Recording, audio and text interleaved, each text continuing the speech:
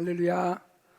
예, 우리 주님의 은혜와 사랑이 사랑하는 성도님들 심령에 또 가정에 충만하기를 소망합니다. 지난 주일까지 우리는 사무엘서 말씀을 나눴죠. 사무엘서에서 이스라엘의 첫 번째 왕 사울과 두 번째 왕 다윗 이야기를 살피게 되었습니다. 오늘부터는 열왕기서를 같이 살피게 되겠는데요. 이스라엘의 세 번째 왕이고 다윗의 아들인 솔로몬 이야기를 나누고자 합니다. 솔로몬의 지혜, 솔로몬의 성전 건축, 솔로몬의 우상 숭배, 그리고 솔로몬과 관계된 잠언, 전도서, 이 내용을 함께 나누겠습니다. 오늘은 솔로몬 이야기의 시리즈의 첫 시간으로 열왕기상 3장과 4장을 본문으로 해서 솔로몬의 지혜에 관한 말씀을 함께 나누겠습니다. 여러분 어떠십니까? 우리 중에 누구라도 한 번쯤은 이런 기도를 하셨을 거예요. 하나님, 솔로몬의 지혜를 주십시오. 저 경우는 제가 어렸을 때 어머니가 저를 항상 품에 안으시고 기도하셨던 내용이 그거예요. 하나님, 우리 아들에게 솔로몬의 지혜를 주십시오. 지금도 솔로몬의 지혜하면 어머니의 기도가 떠오르곤 합니다. 솔로몬은 이스라엘 역사 가운데, 아니 인류 역사 가운데 지혜의 대명사로 알려져 있는 인물이죠. 특별히 솔로몬의 지혜는 이스라엘이 국가로서, 하나님이 통치하는 신정 국가로서 체계가 세워지고 또 대내외적으로 국가가 번성하게 되는데 큰 역할을 하게 됩니다. 여러분, 구약에서는요, 하나님의 나라를 표현할 때 하나님의 집이라고 표현합니다. 하나님의 집, 하나님의 나라입니다. 이 하나님의 집, 하나님의 나라와 관련해서 다윗과 솔로몬, 이 둘 다 아주 중요한 역할을 감당해요. 그러나 그 역할들이 다릅니다. 다윗은 말하자면 하나님의 집, 하나님의 나라의 기초를 세운 거예요. 그렇다면 솔로몬은 다윗이 세운 기초 위에 하나님의 집을, 하나님의 나라를 건축하는 역할을 했다 평가할 수가 있겠습니다. 그러면 솔로몬은 어떻게 하나님의 집을 건축할까요? 어떻게 하나님의 집, 하나님 나라를 건축해야 될까요? 바로 그것이 지혜입니다. 지혜로 하나님의 나라를 세우는 거예요. 지혜로 하나님의 집을 건축한다는 것이죠. 오늘도 마찬가지입니다. 여러분, 우리의 심령 가운데, 또 우리 가정 안에, 우리 교회 공동체 안에 하나님의 집이 세워지려면, 하나님의 나라가 세워지려면 뭐가 필요할까요? 지혜가 필요합니다. 지혜가 필요해요. 여러분, 하나님의 집, 하나님의 나라를 건축할 때 가장 중요한 원리가 지혜인 것을 믿으시기를 바랍니다. 오늘은 가스펠 프로젝트 4-7입니다. 솔로몬, 그의 안에 있는 하나님의 지혜라는 제목의 말씀을 나누고자 합니다. 열왕기상 3장과 4장을 통해서 지혜와 관련된 세 가지 깨달음을 함께 나누고자 하는데요. 첫 번째는 이것입니다. 지혜의 근원은 누구인가라는 거예요. 지혜의 근원은 누구인가? 두 번째는요, 하나님의 지혜는 누구를 위한 것인가? 마지막 세 번째는 하나님의 지혜는 어떤 결과를 가져오는가라는 것입니다. 이 세 가지 주제를 가지고 말씀을 나누겠는데요. 이 말씀을 듣는 이 시간에 하나님의 지혜를 우리 마음 깊이 갈망하고 사모하고 구하는 우리 모두 되기를 간절히 소망합니다. 먼저 지혜에 관련된 첫 번째 질문을 생각해 보겠습니다. 지혜의 근원은 누구인가라는 거예요. 한번 같이 해볼까요? 지혜의 근원은 누구인가? 세상의 철학을 생각해 보면요, 지혜의 근원을 물을 때 지혜의 근원은 무엇인가라고 묻습니다. 지혜의 근원은 무엇인가? What?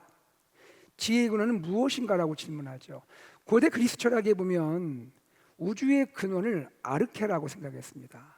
우리말로 말하면 원질이라고 보통 번역하는데요, 우주와 만물의 근원을 아르케라고 부르면서 그 아르케가 무엇인지를 탐구했습니다. 중요한 것은 고대 그리스 철학자들이 생각하는 이 아르케, 우주의 근원은 누구와 관련되지 않고요, 무엇과 관련된다는 거예요. who와 관련되지 않고 what과 관련이 된다는 거예요. 다시 말하면 지혜의 근원, 또 이 우주 만물의 근원을 생각할 때 인격과 관련 짓지 않고 물질이나 원리와 관련 지어서 질문했다라는 거죠. 여러분 철학자 탈레스를 기억하는 분도 있을 거예요. 최초의 철학자로 알려진 철학자 탈레스는 만물의 근원 이 아르케를 물이라고 보았어요. 워러, 물이 만물의 근원이다, 이렇게 말할 정도였습니다. 이런 관점에서 본다면 우주의 근원을 묻는 지혜, 그리고 그 지혜의 근원 역시도 인격이 아닌 물질 혹은 원리와 관계돼서 탐구될 수밖에 없다는 것이죠. 그래서 지혜의 근원은 무엇인가라는 질문이 된다는 겁니다. 왓에 대한 질문이 된다는 거예요. 그러나 성경은 다릅니다. 성경은 전혀 다릅니다. 성경은요, 지혜의 근원을 말할 때에 what, 무엇이 아닌 who, 누구로 말합니다. 그렇게 묻습니다. 지혜의 근원은 무엇인가라고 말하지 않고 지혜의 근원은 누구인가라고 묻습니다. 그리고 그에 대하여 성경은 이렇게 답합니다. 지혜의 근원, 그분은 하나님이시다라고 말합니다. 인격적인 하나님이시라고 말합니다. 사랑하는 여러분, 우리의 지혜의 근원이 우리를 창조하신 인격적인 하나님이신 것을 믿으시기를 바랍니다. 열왕기상 3장의 솔로몬의 지혜는 지혜의 근원이 하나님이신 것을 분명히 보여주고 있어요. 지혜의 근원은 하나님이십니다. 다 같이 한번 외쳐볼까요? 지혜의 근원은 하나님이십니다. 한 번 더요. 지혜의 근원은 하나님이십니다. 솔로몬이 갖고 있던 지혜는 하나님이 주신 거란 말이죠. 솔로몬의 지혜는 하나님으로부터 말미암은 거라는 거죠. 솔로몬이 가진 그 지혜는 하나님으로부터 주어진 거라는 거죠. 더욱이 솔로몬의 지혜는 솔로몬 그 자신에게서 나온 것이 아니라 하나님이 솔로몬에게 주신 하나님의 선물이라고 성경은 말씀하고 있는 것입니다. 열왕기상 3장은 이 본문은요, 솔로몬의 지혜에 대해서 말씀하는데 열왕기상 3장은요, 그 배경이 솔로몬이 이스라엘의 왕이 된 지 한 4년 정도 됐을 때 그 시점의 이야기입니다. 솔로몬은 기브온 산당에 가서 1000번제를 드리게 됩니다. 열왕기상 3장 4절 말씀을 제가 읽어볼게요. 이에 왕이 제사하러 기브온으로 가니 거기는 산당이 큼이라. 솔로몬이 그 제단에 1000번제를 드렸더니. 여러분, 1000번제 이야기 많이 들어보셨죠? 1000번제. 1000번제가 뭐예요? 1000마리의 제물을 드려서 하나님을 제사한다, 예배한다, 그런 거잖아요. 근데 여기서 우리가 좀 이렇게 생각하면 좀 더 바람직할 것 같아요. 솔로몬이 날수로 1000날, 1000day, 1000날을 매일매일 한 마리씩 제사를 드렸다? 이거는 아닌 것 같아요. 왜냐하면 솔로몬이 스케줄이 바쁘거든요. 솔로몬도 왕이잖아요. 아무리 하나님께 제사한다 하더라도 기브온 산당에 가서 1000날을 제사를 하겠습니까? 그거보다는 일정한 기간 동안에 1000마리를 제물로 드렸다라고 보는 것이 더 바람직할 수 있다는 것이죠. 그리고 1000마리의 제물은 실제로 제물 1000마리일 수도 있지만 성경에 많은 경우 이 1000, 이 1000이라는 것은 상징적인 수일 수 있습니다. 그러므로 여기서 말하는 것은 많은 수의 제물을 하나님께 드렸다라고 이해할 수도 있는 것입니다. 중요한 것은 뭘까요? 중요한 것은 이겁니다. 지금 솔로몬은 하나님을 향한 간절한 마음으로, 진심의 마음으로 제사를 드리고 있다는 거예요.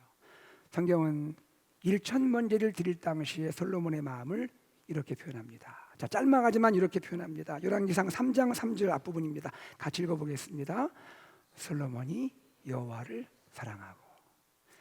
전 이 마음이 참 좋은 것 같아요. 솔로몬이 여호와를 사랑하고. 사실 솔로몬이 1000번제를 하나님께 드릴 때까지, 왕이 되어서 약 4년 정도 지날 때까지 왕으로서 솔로몬의 통치 여정은 그렇게 쉽지 않았습니다. 쉬운 시간이 아니었어요. 왕이었지만 한 4년 정도 어려웠습니다. 역대상 22장 9절에 보면 하나님이 솔로몬을 다윗의 후계자로 선택하신 것을 보여줍니다. 제가 읽어드릴게요. 다윗에게 하나님이 하신 말씀이에요. 보라, 한 아들이 너에게서 나리니 그는 온순한 사람이라. 내가 그로 주변 모든 대적에게서 평온을 얻게 하리라. 그의 이름을 솔로몬이라 하리니 이는 내가 그의 생전의 평안과 안일함을 이스라엘에게 줄 것임이니라. 하나님은 하나님께서 솔로몬을 선택하셨고요, 하나님께서 솔로몬을 이스라엘의 다윗의 후계자 왕으로 지금 정하셨다라는 거예요.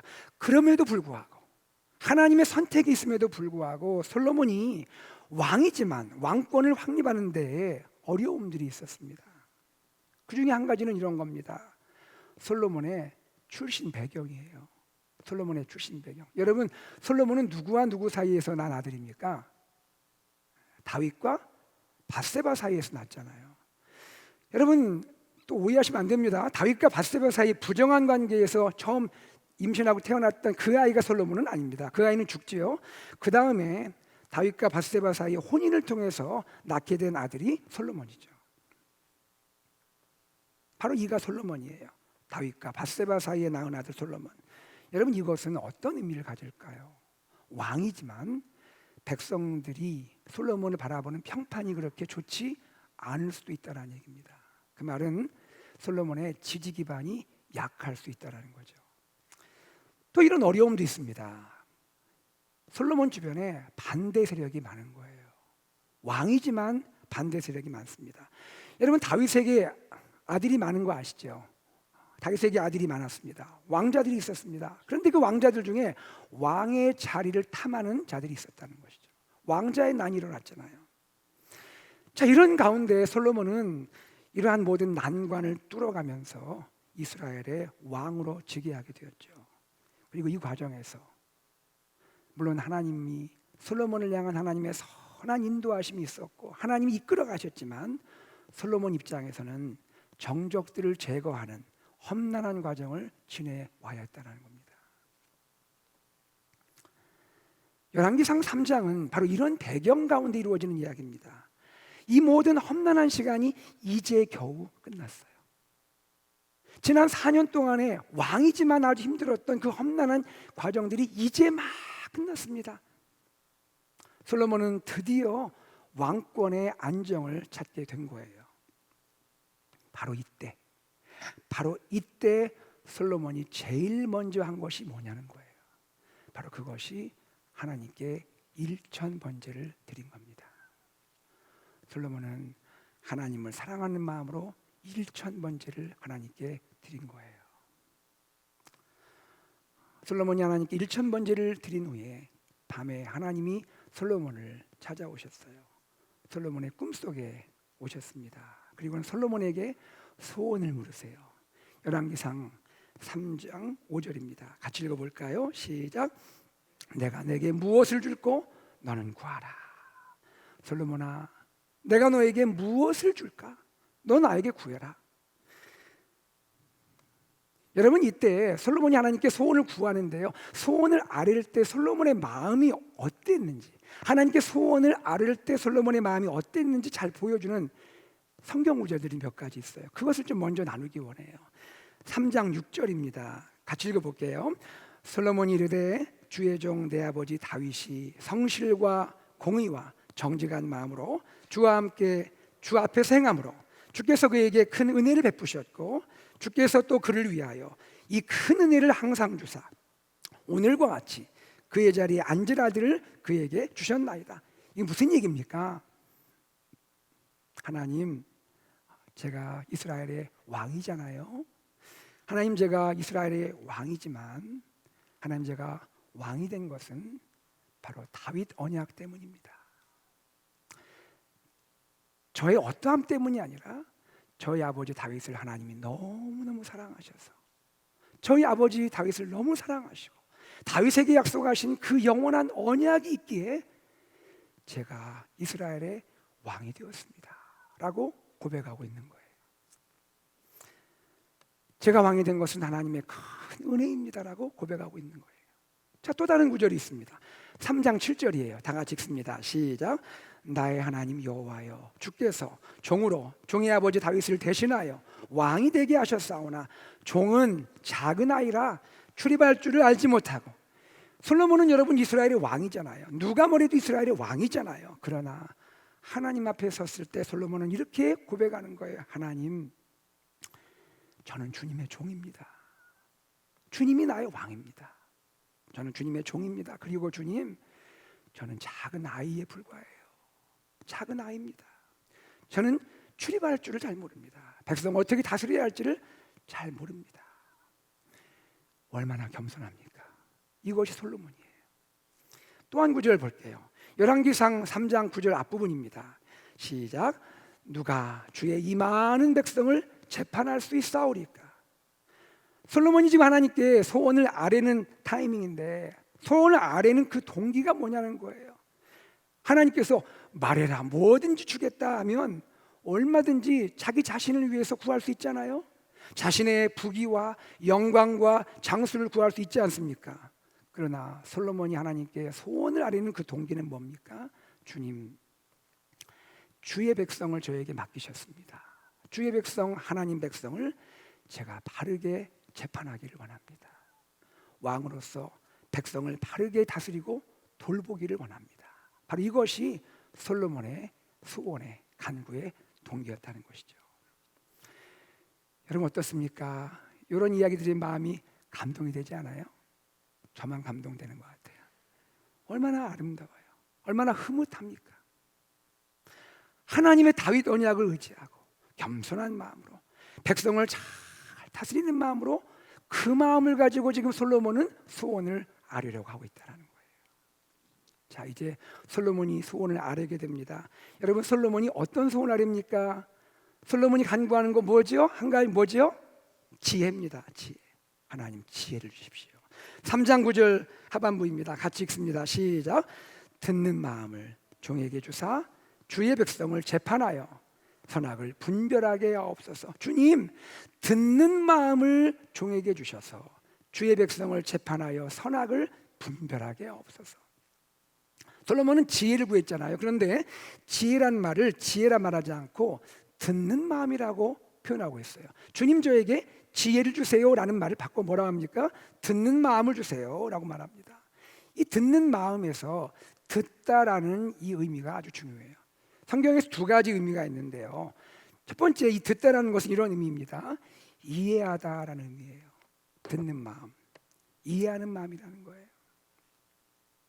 무슨 뜻입니까? 재판받기 위해서 왕 앞에 나온 백성들이 있잖아요. 그들이 그냥 나오겠습니까? 재판을 받을 정도, 왕에게 나올 정도면 그들 마음이 얼마나 때로 힘들고 어렵겠습니까? 백성들이 왕 앞에 나와서 재판받으려 할 때 하나님, 제가 백성들의 마음을 잘 이해할 수 있게 해주십시오. 백성들의 답답한 마음, 억울한 마음, 하나님 제가 잘 이해할 수 있게 해주십시오. 듣다, 또 다른 의미가 뭘까요? 성경이 보여주는 독특한 의미가 있습니다. 듣다라는 의미는요, 순종하다, 복종하다라는 의미가 있어요. 그러면 듣는 마음은 뭐예요? 순종하는 마음, 복종하는 마음을 가리켜요. 이게 무슨 뜻입니까? 백성들이 와서 송사를 가지고 재판해달라고 올 때에 하나님, 백성들의 이 재판권을 내가 다룰 때에 사람의 판단 기준이나 세상의 판단 기준이 아니라 하나님의 말씀을 잘 제가 듣게 해주시고 그 말씀대로 순종하여 재판하게 해주십시오. 아멘. 이것이 솔로몬의 지혜를 구하는 마음이었다는 거예요. 듣는 마음이었다는 거예요.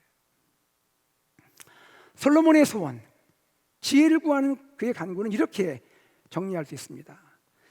주님의 백성을 바르게 잘 다스릴 수 있도록 백성의 송사를 재판할 때 그 마음 이면에 있는 선과 악을 잘 분별해낼 수 있도록 백성의 마음을 잘 이해하고, 그러나 사람의 기준이나 세상 기준이 아니라 하나님의 진리의 말씀에 따라서 판단할 수 있는 그 마음을 주시기 원합니다.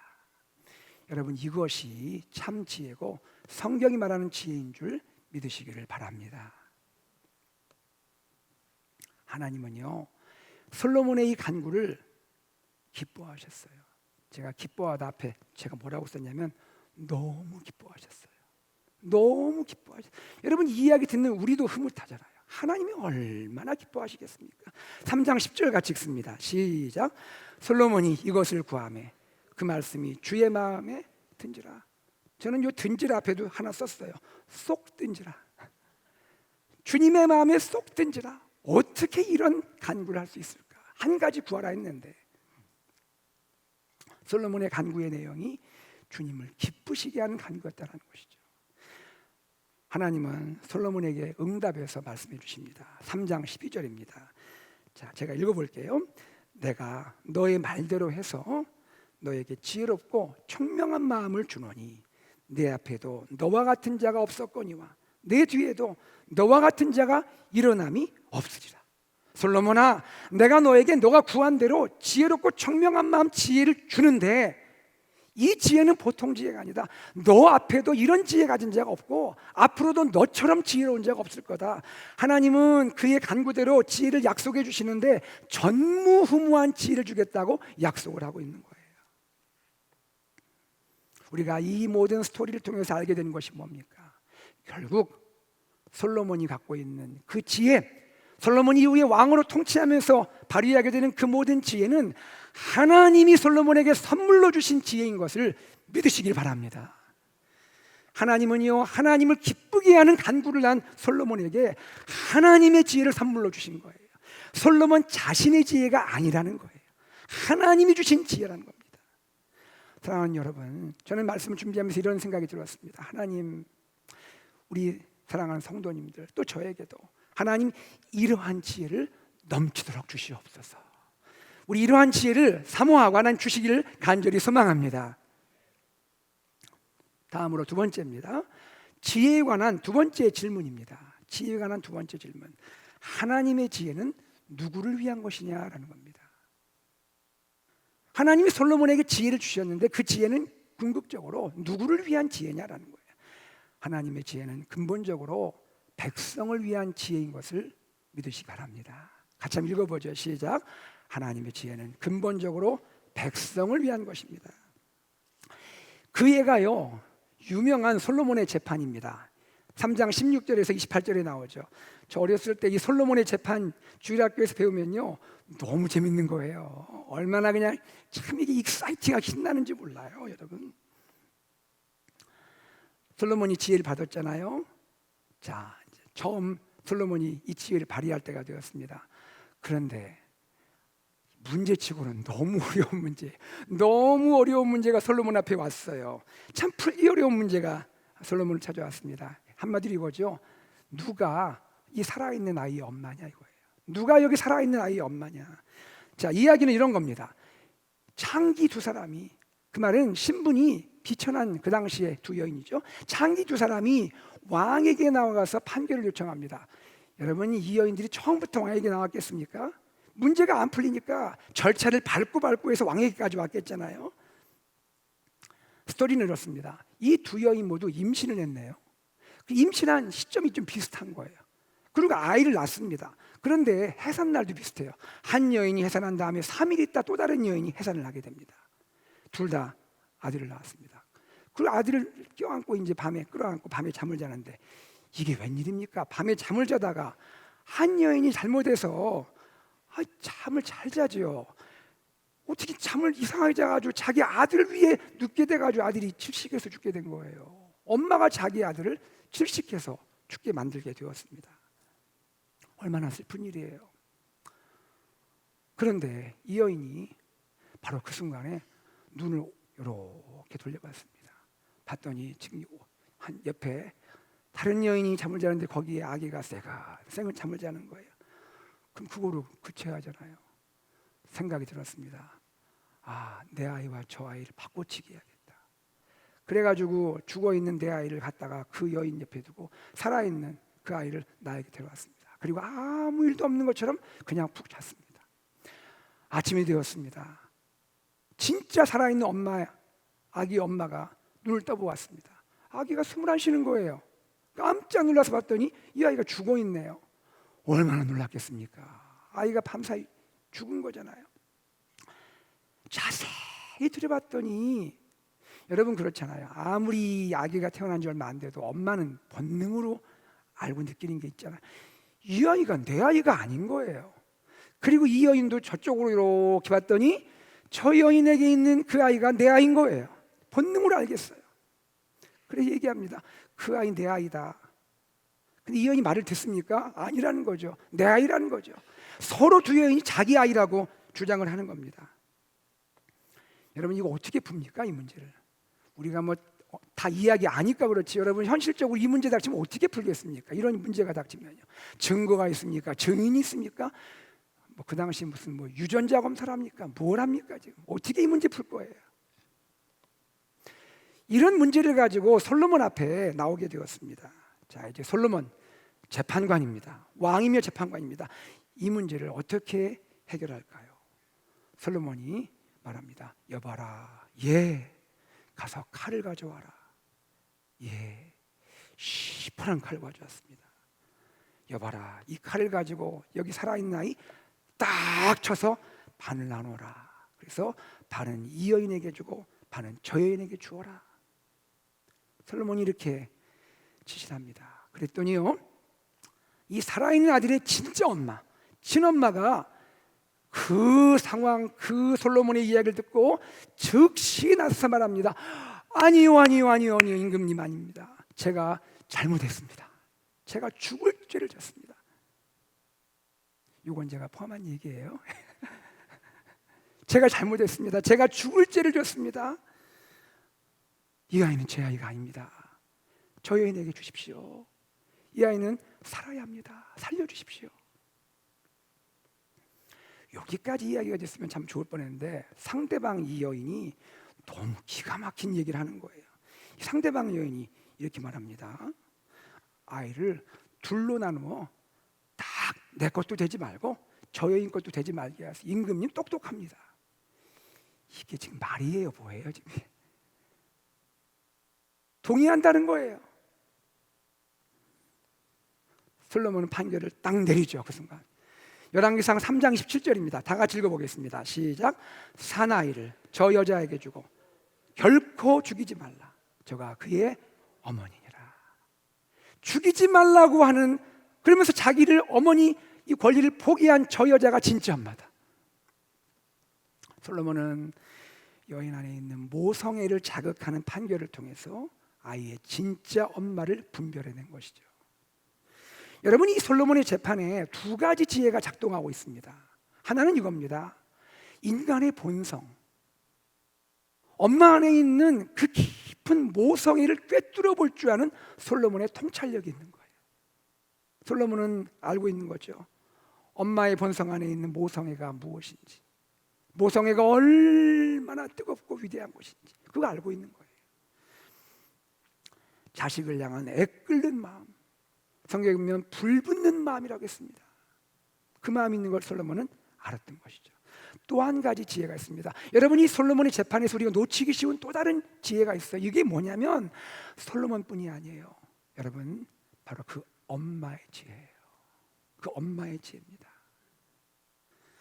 아이를 살리기 위해서 나를 포기하는 여인의 지혜입니다.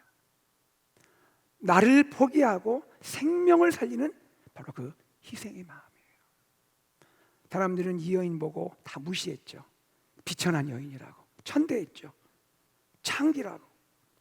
그런데 오늘 열왕기상 이 스토리가 우리에게 보여주는 것은 뭐냐면, 사람들이 그렇게 천대하고 무시하는 창기일지라도 그 여인 안에 사람을 살릴 줄 아는 지혜가 있다는 거예요. 그 지혜가 이 여인에게 있다는 거예요.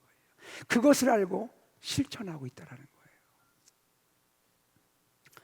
솔로몬의 이 유명한 판결, 명판결은 솔로몬의 통찰력과 여인의 지혜를 통해 역사하고 있는 하나님의 지혜의 결정체라는 거죠. 한편 이 솔로몬의 재판에 이런 의미도 담겨 있습니다. 여러분 생각해 보세요. 사실 그 당시 왕국 시대인데, 말이 그렇지 왕인데, 이스라엘 통일 왕국의 왕인데 어느 정도 좀 사회적 위치가 있고 어느 정도 일반적인 사람들이라면 왕까지 나와서 재판받을 수 있겠죠. 여기 등장하는 이 여인들이 누굽니까? 창기들이잖아요. 사람들은 거들떠도 안 봅니다. 누가 이런 재판에 나섭니까?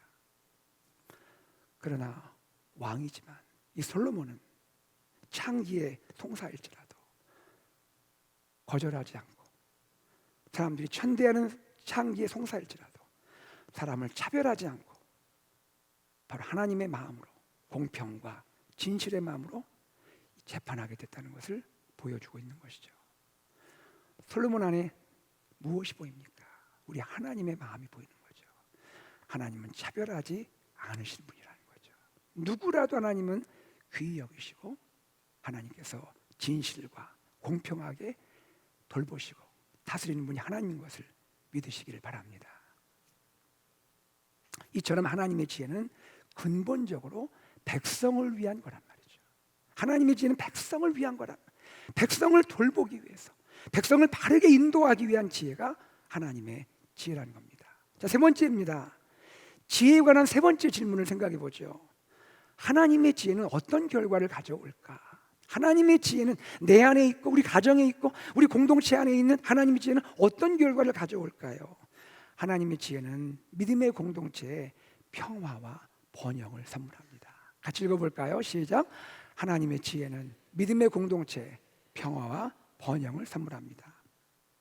솔로몬에게 주신 하나님의 지혜를 통해서 그 지혜가 역사할 때 이스라엘은요 정말 전무후무한 평화의 시대를 누리게 됩니다. 평화, 피스, 정말 평화가 임했습니다. 4장 25절 말씀을 같이 읽습니다. 시작.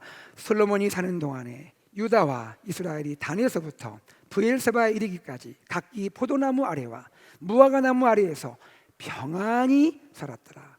여러분, 포도나무와 무화과나무는 이스라엘을 상징하는 두 나무예요. 백성들이 그동안에 전쟁에 참 고통당하고 여러 가지 배고픔과 이러한 외적을 침입으로부터 억압당하고 이러한 시간 지냈다가 드디어 하나님의 지혜가 역사하는 시대가 되니 그들이 포도나무와 무화과나무 아래에서 평안히 살았더라라고 말합니다. 솔로몬 통치 기간에 이스라엘 영토는 확장되었어요. 영토의 끝은 단에서부터 브엘세바까지 온 이스라엘 백성이 평화 가운데 지냈음을 보여주고 있는 것입니다. 여러분, 이 비결이 뭐예요? 이 비결이 뭐예요? 솔로몬 안에 역사하는 하나님의 지혜입니다. 하나님의 지혜가 역사할 때 공동체 안에 평화가 임한 거예요. 지금까지 솔로몬의 이야기를 통해서 지혜와 관련된 세 가지 깨달음을 나눴습니다.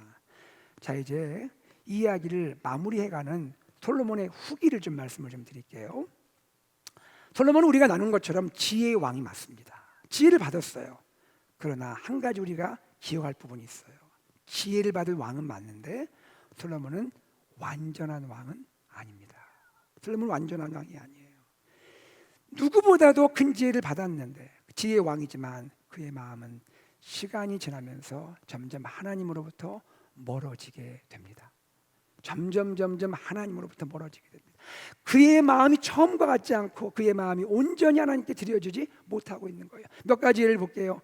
여러분, 솔로몬이 다윗이 그토록 사모했던, 그리고 솔로몬이 준비해줬던 이 모든 재료를 가지고 솔로몬 성전, 정확히 말하면 하나님의 성전이죠.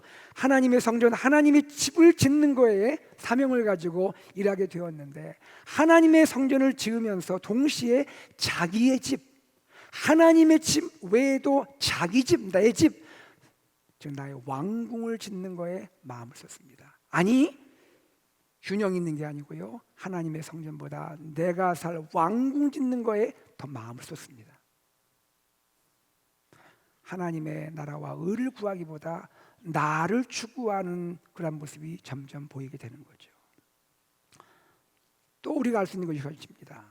솔로몬은 지금 하나님을 의지하면 돼요. 전적으로 하나님을 의지하면 되는데 이스라엘 바로의 딸과 정략 결혼을 합니다. 정략 결혼을 통해서 나의 권세가 외부적으로 안정되게 지탱되길 원한 거예요.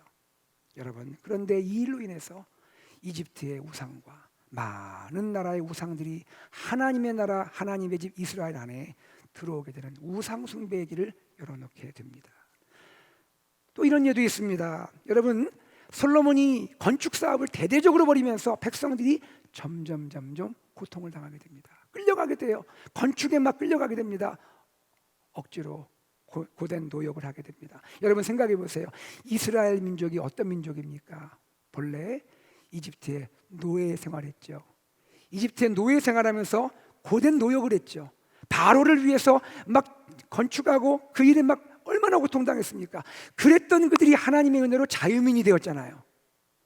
그런데 자유민이 되어가지고 평화의 시대를 누리는데 자유민이 다시 고된 노역으로 끌려가고 있다는 얘기입니다. 뭘 보여줍니까? 다시 종처럼 끌려가는 모습을 보여주고 있다는 것이죠. 여러분, 이런 일이 왜 일어날까요? 바로 그것은 솔로몬이 지혜의 왕이라지만 그의 마음이 하나님을 온전히 바라보지 못했기 때문입니다. 그 후에 솔로몬 이후에 나라가 둘로 나눠지게 됩니다. 불행이 시작되게 되는 것이죠. 사랑하는 여러분, 우리 기억하면 좋겠습니다. 지혜 정말 중요합니다. 너무나 중요합니다. 그러나 지혜의 바탕에 하나님을 향한 참된 사랑의 마음, 하나님을 향한 우리의 온전한 마음이 들여져야 할 줄로 믿습니다. 그것이 아니면 지혜가 헛되게 되고 만다는 거예요. 여러분, 솔로몬의 이야기 이렇게만 끝났다면 우리는 또 비극적인 결말을 맞겠죠. 그러나 그렇지 않습니다. 솔로몬, 지혜의 왕, 그러나 그는 결국에는 실패한 왕처럼 되었습니다. 우리에게는 솔로몬과 비교할 수 없이 위대한 지혜의 왕이 계십니다. 비교할 수 없이 뛰어난 지혜의 왕이 계십니다. 지혜 그 자체이신 그분이 계십니다. 그리고 그분은 그분의 마음을 온전히 하나님께 드리는 왕입니다. 그분은 정말로 백성을 진심으로 사랑한 지혜의 왕입니다. 그분이 누구십니까? 그렇죠. 그분이 우리 주 예수 그리스도입니다. 할렐루야. 예수 그리스도, 그분이 지혜의 왕입니다. 그분이 지혜이십니다. 그 지혜이신 그분이 세상을 창조하셨고 그 지혜이신 그분은 하나님을 진실로 경외했고 우리들을 사랑하시되 지혜의 왕이 우리를 위해 자기의 생명을 십자가에 내어주실 정도로 우리를 사랑하셨습니다. 그 지혜의 왕이 저와 여러분의 왕 예수 그리스도시고 예수님이 우리 안에 와 계십니다. 할렐루야. 우리 예수님과 함께 사니 얼마나 행복한 거예요. 우리 예수님이 나의 지혜가 되시니 예수님과 함께 동행하며 지혜를 배우게 되잖아요. 사랑하는 성도님들, 예수님과 동행하면서 지혜를 풍성히 누리는 여러분 되기를 주의 이름으로 축복합니다. 말씀을 맺습니다. 지혜는 하나님의 집, 하나님 나라를 세우는 원리입니다. 소망합니다. 우리 마음에, 우리 가정에, 우리 사랑하는 자녀 다음 세대 안에, 우리 교회에 하나님의 나라가 세워지기를 원합니다. 어떻게 해요? 하나님의 지혜가 역사해야 합니다. 우리에게는 솔로몬과 비교할 수 없이 더 뛰어나고 위대한 지혜의 왕 예수님이 계십니다. 그 예수님은 지혜의 왕이실 뿐 아니라 하나님을 온전히 경외하고 우리를 너무나 사랑하시는 지혜의 왕이십니다. 우리 마음에 결단하면 좋겠습니다. 지혜의 왕 예수님과 매일매일 동행합시다. 매일매일 동행합시다. 주님께 지혜를 배울 수가 있습니다. 사랑하는 성도님들, 지혜의 왕 예수님과 날마다 동행하면서 예수님을 조금씩 닮아가고 예수님의 지혜로 세상을 이기고 예수님의 지혜를 온 세상에 선포하는 우리 귀한 AKPC 공동체 되기를 주 예수 그리스도의 이름으로 축복합니다. 아멘. 이 시간 말씀을 기억하면서 하나님을 찬양하기 원합니다. 우리 지혜이신 예수님 알아가는 것처럼 귀한 게 어디 있어요? 내 안에 가장 귀한 것 예수를 알미라. 금은보다 더 귀한 것 예수를 알미라. 세상 지식과 비교할 수 없는 귀한 것 예수를 알미라.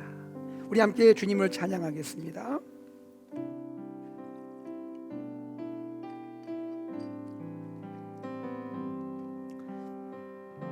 우리 마음을 들여 찬양합시다. 내 안에 가장 귀한 것 예수를 알미라. 내 안에 가장 귀한 것 예수를 알미라. 금은보다 귀하지요.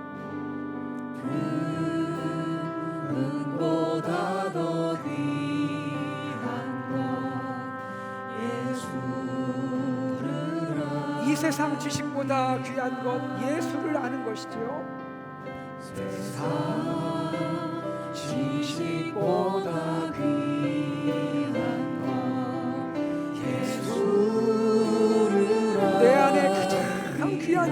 예수를 아는 것입니다. 내 안에 가장 귀한 것 예수를 알아. 예수의 이름 존귀한 이름입니다. 예수의 이름 존귀한 그 그렇습니다. 예수의 이름 능력의 이름이세요. 예수의 이름 능력의 그 다시 한번 찬양하면 좋겠습니다. 내 안에 가장 귀한 것 내 안에 가장 귀한 것 예수를 아니 금은보다 더 귀한 것 금보다 더 귀한 것 예수를 주님, 세상 지식보다 주님 아는 것 더 귀해요.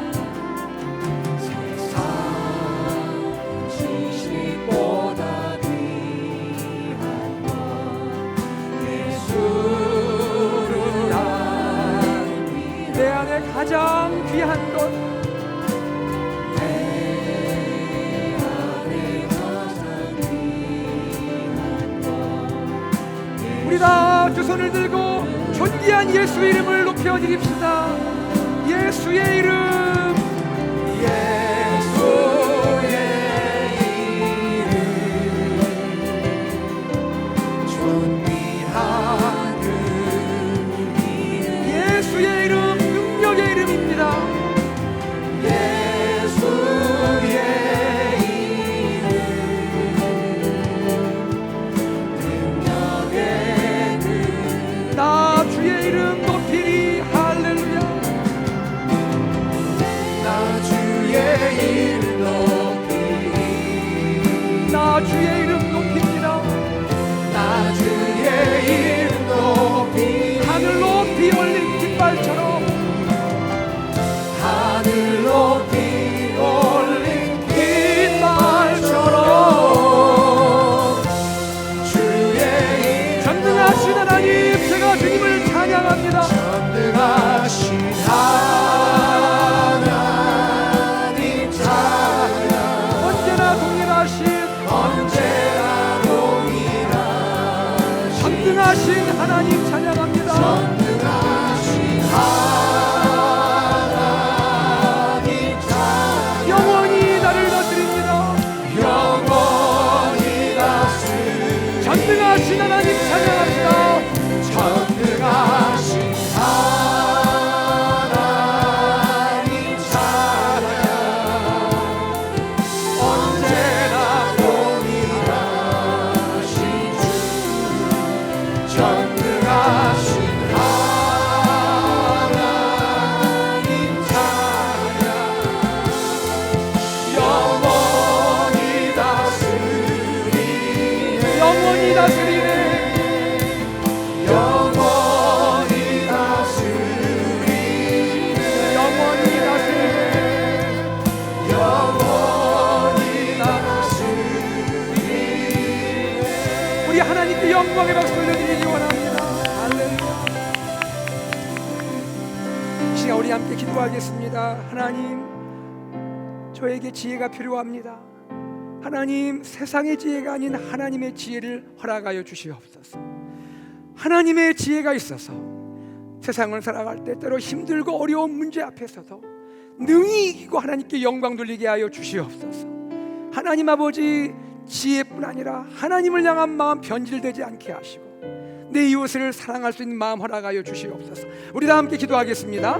하나님 아버지, 주님의 은혜와 사랑을 감사드립니다.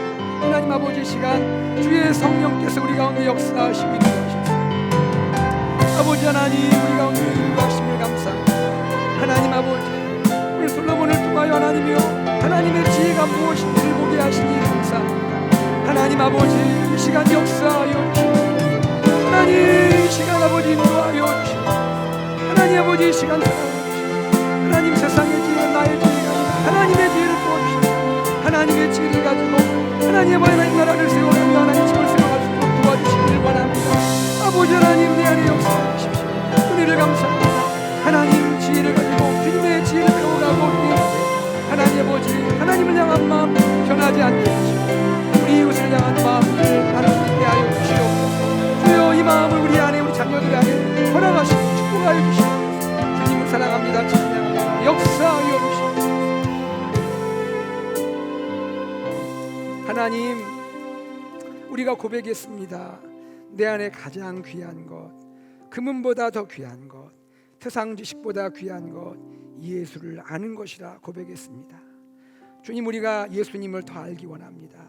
예수님을 배우기 원합니다. 지혜의 왕 예수님, 우리를 위해 생명을 주신 예수님, 우리가 그 사랑 안에 구원받고 주님의 자녀가 되었사오니 우리도 지혜롭게 세상을 살게 하시고 지혜를 가지고 하나님을 경외하며 이웃을 사랑하게 하여 주시옵소서. 주 예수 그리스도 이름으로 기도드리옵나이다. 아멘.